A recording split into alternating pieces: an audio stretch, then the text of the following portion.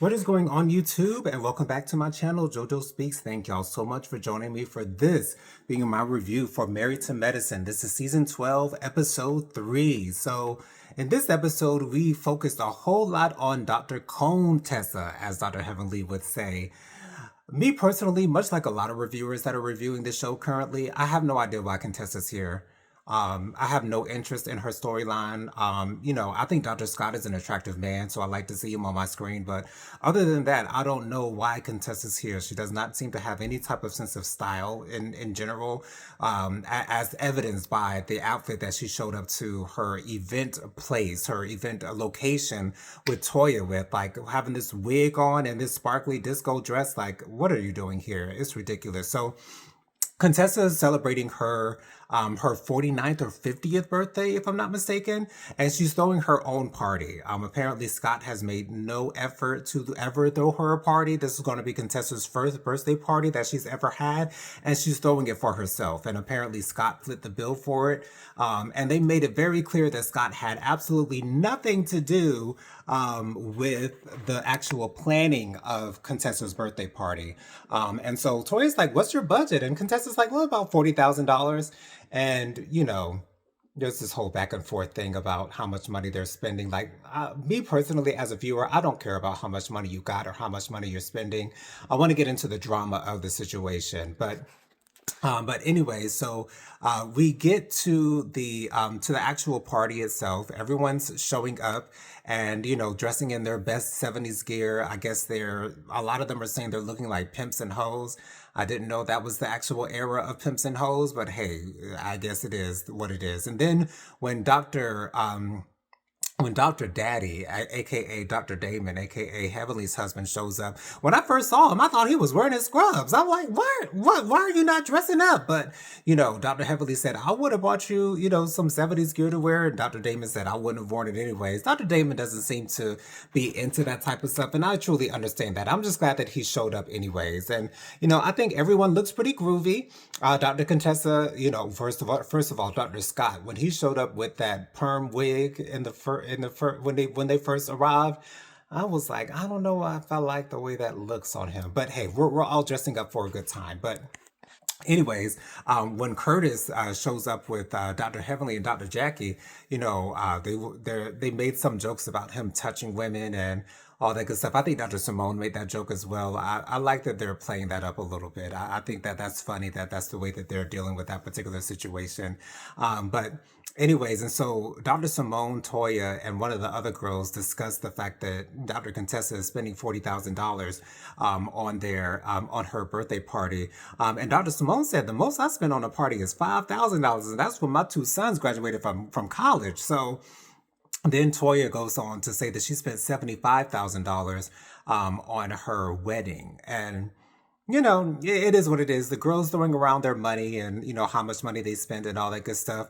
Dr. Contessa makes a change and she goes from, as James Caldwell said, goes from Diana Ross to Cher. She's got this long black wig and, I do like what she has on, for the most part. But the girls go outside, and Dr. Simone is like, "Well, how'd you enjoy your party?" And Dr. Contessa's like, "Oh, I enjoyed it." And then Dr. Simone proceeds to turn around to the other girls, and go in on the fact that Dr. Scott had no input in the planning of this party. And Dr. Simone goes on to say that, we have to teach our husbands how to treat us. She said that, on the first Mother's Day that after she had her first child, Cecil didn't even buy her a Mother's Day card. And so, you have to teach people how you want to be treated. And if you don't teach them, they're going to just treat you whatever way that you want to. Now, I really don't understand why these women are so interested and involved in Dr. Contessa and Dr. Scott's relationship. Like, at the end of the day, it's really none of your business. And the history that this couple has had on the show in the past. And it seems as though now that Dr. Contessa is a main character on the show this season because she's in the intro, they're going to bring this subject of her marriage back up once again. And I For me, it's like beating a dead horse. Now, I am surprised that Dr. Heavenly is not speaking up on these particular topics, but I think Dr. Heavenly feels as though she's learned her lesson as far as, meddling into Dr. Contessa's marital business is concerned. And so I'm so glad that Dr. Heavenly is treating this with a soft hand, a soft glove. So that's at least a good thing. But Dr. Contessa feels attacked by these women, and the fact that they're really going in on Dr. Scott, and the fact that, I think they're trying to create the narrative that Dr. Scott doesn't care about Dr. Contessa. But the thing is, I don't think he doesn't care about her. It's just that I don't think he just doesn't want to put in the effort. I know Rodney the Voice was saying that it seems like Dr. Scott is a little lazy. Whenever Dr. Contessa is coming home from work, it seems like Dr. Scott has just finished watching a football game or playing video games. Who knows what it is that he's doing? But anyways, their relationship is their business. But I guess when you're on a TV show, it becomes everybody's business. So there's that. But we also get to a scene of Dr. Simone having dinner with her family, her two sons and her husband Cecil. And long story short, they get into this discussion about him going to law school, and as well as him getting a new car. And apparently, Dr. Simone and Cecil flit the bill for their undergrad. And her son, Dr. Simone's son, is expecting for his parents to pay for his law school. And he's making the argument that, there are so many white kids out here whose parents pay for everything and they become millionaires. And Dr. Simone is like, that's not us. And, she's basically telling her sons that you guys are going to have to figure out a way, just like I did. I got scholarships and I put up loans, and I did it the way that most people do it. And you should be doing the same. But it seems like Dr. Simone's children are extremely entitled, and that's what happens. When you grow up in an somewhat of an affluent surroundings, you expect for certain things to be done for you. And I understand Dr. Simone's frustrations, and she has the right to pay or not to pay. That's truly up to her. That's literally her decision. And then she brings up the fact that her son spent $60,000 on a credit card. And it's like, that should tell you something. Like, first of all, what was he spending all this money on when he already has a car? He's in college. And so, what is it that he's spending all this money on? It's extremely confusing to me.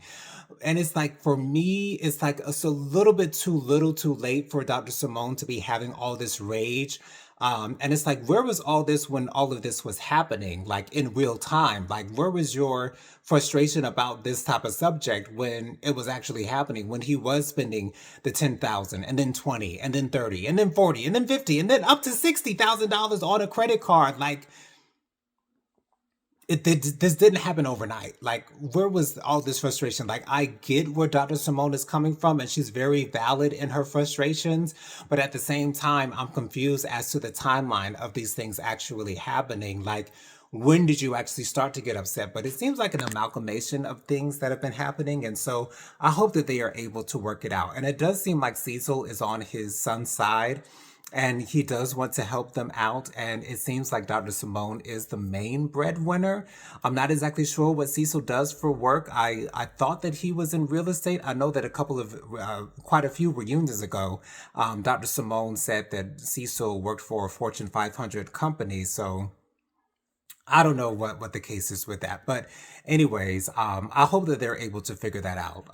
But we then get to a birthday celebration for Miss Brandy. Miss Brandy is a friend to the show, and her husband has paid for the girls to have some good food and some good drinks.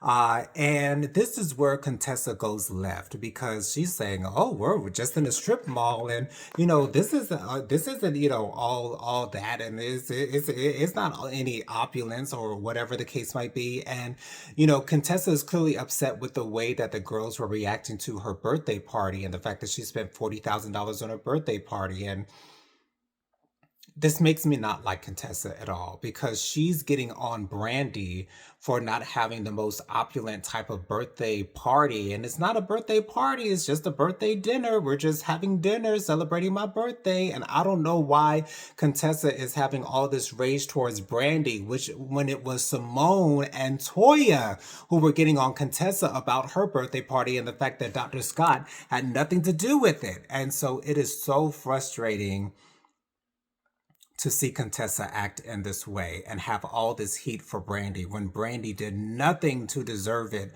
whatsoever. Like, Contessa is so out of line. So out of line. And Contessa, in my mind, she got to go. She got to go.